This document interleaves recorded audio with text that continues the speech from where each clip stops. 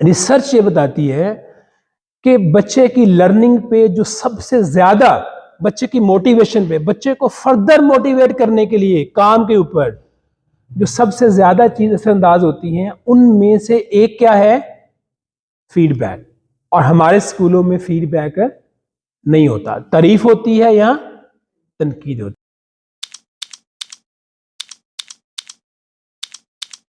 हम जब बच्चों का काम चेक करते हैं तो उस वक्त बच्चों को जब कॉपी वापस करते हैं, असेसमेंट पेपर वापस करते हैं, तो क्या कहते हैं भला? मैं क्या कहते हैं, बोले? बहुत अच्छा लिखा है, शाबाश, एक्सीलेंट, कीप इट अप। अच्छा, ये जो आप जो जुमले बोले हैं, ये फीडबैक नहीं है, ये क्या है भला?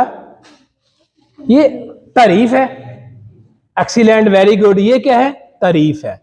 अब ये जो फीडबैक होता है ना, हमारे स्कूलों में फीडबैक देने का रवाज ही नहीं है बच्चे को।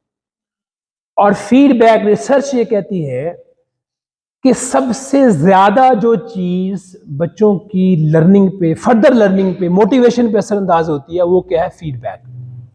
और हमारे स्कूलों में, क्लासेस में हम फीडबैक तो देते ही नहीं है, तारीफ करते हैं या तनकीद करते हैं। अब ये फीडबैक क्या चीज है जो हम बच्चे को दें? क्या होता है भला फीडबैक?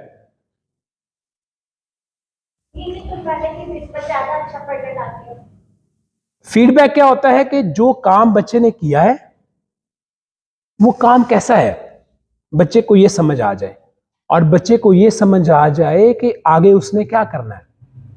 ये दो चीजें होती हैं, ठीक है? फीडबैक में ये दो चीजें होती हैं। बाज लोग कहते हैं कि फीडबैक ऐसे देना चाहिए, जिसको सैंडविच फीडबैक कहते हैं, कि पहले बच्चे को उसके काम की अच्छी चीज बताएं, पॉजिटिव, दरमियान में तनकीद करें, ठीक है, जो उसने अच्छा नहीं किया, और फिर जो है वो क्या करें? तारीफ करें।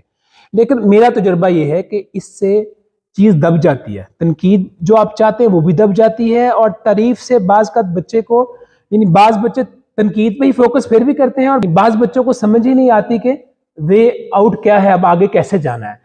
तो बड़ी रिसर्चेस के बाद लोगों ने ये जाना है कि ये सैंडविच फीडबैक भी अच्छा तरीका नहीं है। अच्छा तरीका फीडबैक का ये है कि जो बच्चे ने काम किया है उसको आप समझे कि वो काम क्या है, बच्चे को भी कहे। मिसाल के तौर पे, बेटा आपने ये 3 स्टेप सही कर लिए हैं, आपने ये पैराग्राफ, इसमें आपने वर्ब की कोई मिस्टेक नहीं की है, ठीक है? तो पहला क्या होता है? काम को डिस्क्राइब करना, बच्चे ने जो जैसे भी किया है, प्लेन वर्ड्स के अंदर, ना ही तनकीदी हो ना ही तारीफी हो। बच्चे ने जो किया उसको क्या करें? एक्सप्लेन करें एक जुमले के अंदर, एक जुमले के अंदर। आपने 3 स्टेप्स कर लिए हैं। अब जो इसमें की वर्ड है वो क्या होता है कि बच्चे ने आइंदा काम करते हुए किस पे फोकस करना है, किस पे फोकस करना है? बेटा आइंदा कैरी लेते हुए ध्यान देना है। आपको पता चला कि गलती किस में थी? कैरी में। तो कैरी लेते हुए ध्यान देना है। बेटा जब आइंदा स्टोरी लिखनी है तो प्रेजेंट फॉर्म में नहीं लिखनी, हमेशा फॉर्म की पास्ट की फॉर्म, सेकंड फॉर्म इस्तेमाल करते हैं, ये करते हैं, वो करते हैं, ऐसे स्टोरी लिखते हैं। आइंदा इस पे फोकस करना है स्टोरी लिखते हुए, ठीक है? यानी पहला काम क्या होता है फीडबैक में? एक्सप्लेन करना काम, प्लेन तरीके से क्या किया, बच्चे को समझ आ जाए। और फिर अगला जुमला क्या है? फोकस करवाना। और ये जो फीडबैक होता है ना, जब हम पेपर देते हैं बच्चे को वापस, और जब हम बच्चे का काम चेक करके देते हैं, बच्चा उस वक्त सबसे ज्यादा रिसेप्टिव होता है सुनने के लिए, ठीक है? उस वक्त अगर फीडबैक इस तरह मिले, कंस्ट्रक्टिव फीडबैक मिले बच्चे को, यानी उस वक्त अगर बच्चे को आपने बताया ना, बेटा देखो स्टोरी कैसे लिखते हैं, प्रेजेंट में लिखते हैं या स्टोरी पास्ट में लिखते हैं? जी सर पास्ट में लिखते हैं। तो कौन सी फॉर्म इस्तेमाल करते हैं? इनका ध्यान रखना, ठीक है?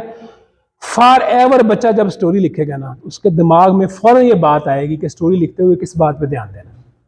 मैथ प्लस माइनस मल्टीप्लिकेशन के सवाल में कैरी जो है उस पर फोकस करना, ठीक है? इसको कहते हैं, ये वो फीडबैक है जो बच्चे के अंदर ग्रोथ माइंडसेट पैदा करता है। ना ही ये तारीफी है ना ही तनकीदी है, ये क्या है? प्लेन है, फोकस्ड है, और बच्चे को रास्ता दिखा रहा है किधर जाना है, ठीक है? और बच्चे को समझ आ जाती है कि उसने सही कितना किया है, तो 2 स्टेप कर लिए हैं, 3 स्टेप कर लिए, इतना कर लिया बेहतरीन। और मुझे लगता है कि अब आप इस पे तवज्जो देंगे तो आपके पूरे नंबर आ जाएंगे, या आप इस पे तवज्जो देंगे तो आपकी पूरी स्टोरी लेटर मुकम्मल हो जाएगा। ठीक है, तो ये क्या है, बच्चे को वे ऑफ एक्शन मिलता है।